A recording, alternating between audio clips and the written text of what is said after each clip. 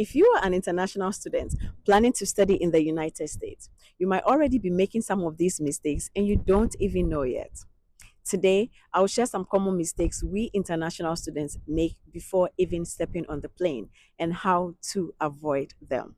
Welcome back to my channel. My name is Bernadine. On this channel, I use my experiences as an international student to help other international students, both prospective and current, to thrive and grow through their journey whilst in the United States.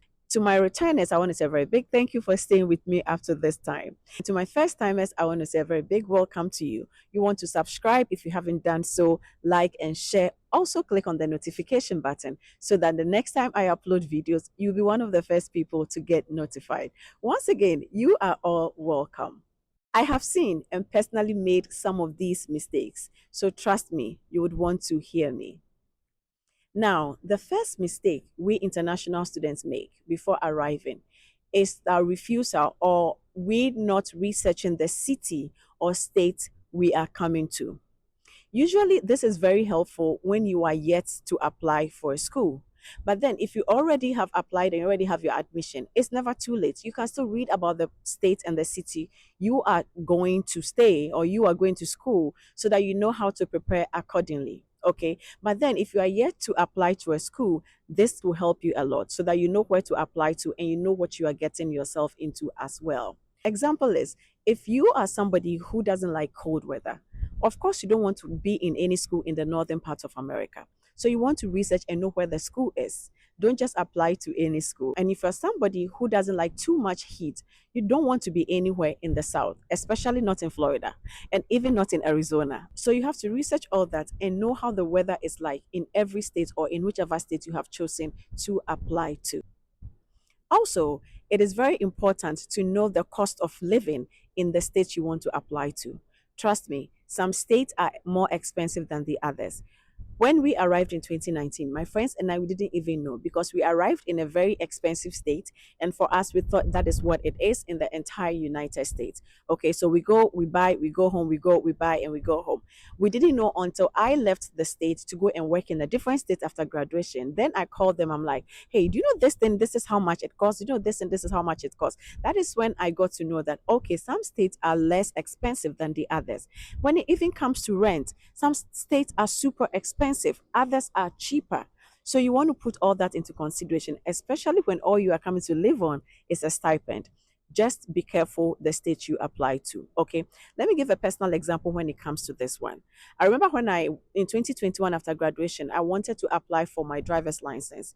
The state where I was, I had to pay $50 to do alcohol test. I did it, I passed, and I had to pay $50 to write the driver's exams, the license exams. I did it the first one, I failed, and I had to pay again to write the second one. And at the second attempt, I got it. Now, after I got it, I had to pay again for the card to be printed for me. So by the time I got my temporary driver's license, not even the actual driver license, the temporary driver's license, I had spent about $200 just to get a temporary driver's license. Now, I moved to this state to work after graduation, and then I had to retake the test because I had to get an actual driver's license for that state. And guess what? The exams was free. So you can take the exams as many times as possible. And it was free. And I was like, you know, I was so shocked. It was free. And guess what? When you finally pass the exams, guess how much you pay just to get the card? Just $29.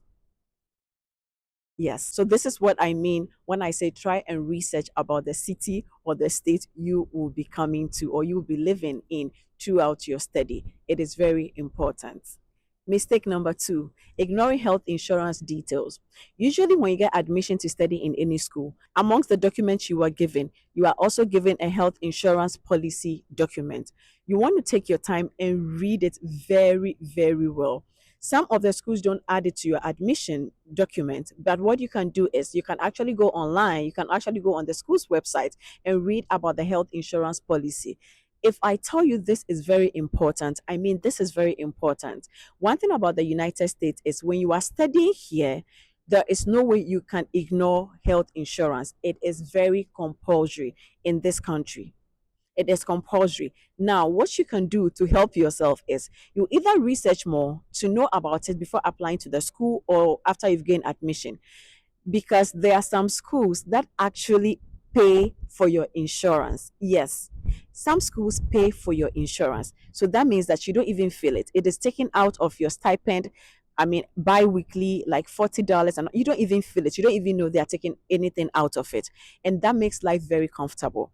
But there are some schools, they don't do that. As part of their policies, they don't do that. You pay out of your own pocket.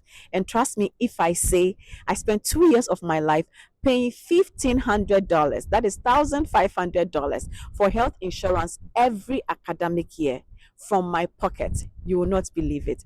It is all because we didn't research much about this policy. And the interesting thing, or the sad thing, is later on, after we had paid so much over the years, some of our colleagues actually took their time to research about the school's policy on health insurance. And guess what? We later got to know that you can actually get your own insurance from outside. So some of our colleagues reached out to some insurance companies, and guess what? The same thing we were paying $1,500 for, we were now getting it for $430.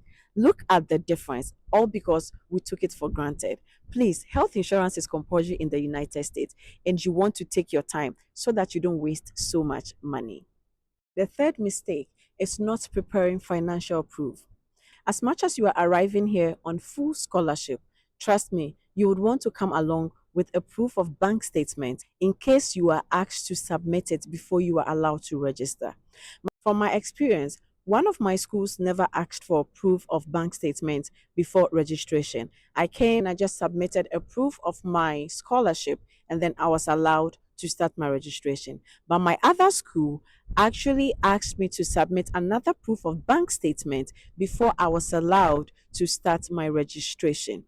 So, as much as I understand that you will not be able to open a bank account before you arrive here from your home country, make sure you come along with a bank statement. It could be the bank statement you took to the embassy whilst going for your visa. All they need is a proof of financial statement so that you can go ahead to register on time. Mistake number 4: packing unnecessary items or wrong things. Most of us arrive in the United States with things that we can easily get in the shops here. This is the Western world. Why would you buy winter jackets from Africa before arriving in the United States? You understand? And you know the interesting thing? It is possible you can get it cheaper here than you even get it from your home country. Of course, because it is not meant for your home country. So once they're able to ship it from the Western world to Africa, it becomes super expensive. So please save that space for something better. Arrive here and buy your winter boot and your winter jacket. Now, let me give you an example. Myself again. Many years ago, I schooled in France. I remember before I left Ghana, my sister went all out to buy me a winter jacket. Now, when I arrived in France, I realized that I have friends who were buying the same winter jacket at a cheaper price in France. That is not even the problem. What happened is that this winter jacket, I'm going to insert it in the video for you to see. It was super heavy that it took almost all my space. I couldn't take important things that I needed. So I learned this the hard way. This time around, I was coming to the United States. I didn't come with any winter jacket, not even a winter boot. I came with just one sneaker because I know that good sneakers are here. So I came to get all my things here. Let me tell you, when you take out that winter jacket and that winter boot, okay, you reserve a lot of space to pack adequate food. It will not last you for a lifetime, but at least it will last you for the period you are transitioning from your local food to the food in the United States. At least a month or two, you can get some food stuff from your home country that will last you for that period. Okay. Another important thing that you must carry along is cultural dresses. Now, most schools have cultural nights, have international students' night, where we all display our culture through food and dress. These things, we can't get to buy them in the United States. So these are very important things you should carry along. Your slippers, your native slippers, your traditional clothes. You want to bring those things because trust me, you would need them. Stop buying winter jackets and put in more of native clothes that will help you and will also help you enjoy most of your culture night on campus. Mistake number 5: not understanding the visa rules. You need to take your time to understand what an F1 visa entails. You need to know that with an F1 visa, when you arrive in the United States, no job is waiting for you. You are not allowed to work with an F1 visa. The only job you get to do as an F1 visa holder is the job you get on campus as a result of your full funding that you got. That is the assistantship you came here with. That is what gives you a job on campus. And you must also understand that that job only allows you to work 20 hours per week. So don't come and expect to work 40 hours a week like regular workers. No, your visa does not allow you to do so. Also, learn more about CPT, OPT, day one CPT, pre OPT. Personally, all I knew about was OPT for many years. It was recently I got to know what CPT was. I never knew it when I was doing my master's. And I realized that if I had known CPT earlier, my story would have been different. That would be this is a story for another day. So let me just leave it here. So read more about it. What the types of jobs are, what is OPT, what is day one CPT, what is CPT, what is pre-OPT. This will help you not to make so many mistakes, especially during summer when you are eligible to work during summer. You have to know what kind of status you need to be able to work during summer. Mistake number 6, and I consider this as one of the biggest mistakes we international students make. That is not connecting with current international students in your school before arriving. It could be an international student from your own home country or from a different country. Whatever it is, make sure you connect with an international student or a group of international students in your school before arriving. Listen, having zero local support in your school before arriving can actually make transition harder. These people can actually go out of their way to get your accommodation before you arrive here. They can organize your airport pickup, take you around for registration, show you around, tell you what to do and what not to do in the school. They actually help you transition smoothly. Now, when I arrived here many years ago, we knew people here, okay, because there's some international students had already gone ahead of us 3 months earlier. So with those who came after them, life was very easy. By the time I came, my apartment was ready. Even when my apartment was not ready to move in, I had 2 weeks before moving in, I had a place to stay, all because I had a local connection before arriving here. Also, on the flip side, I have seen international students who have arrived in the United States with no local connection and they have been stranded, okay? They have nowhere to stay. Because sometimes when you arrive, your apartment might not just be readily available for you. And if you want to know how you can get to know all these people, it's very easy. Just reach out to the International Student Center of your school. That is the school you are coming to. Tell them that you are from so and so country and you need to connect with people from your country. They will easily do that for you in 2 seconds. They can also connect you to the International Student Association, even the better, because you have everybody on your team trying to help you transition smoothly.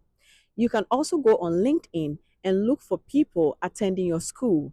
Read their profile and see if they are from your country or not. Even if they are not from your country, check to see if they are international students and then just connect with them and they will help you from there.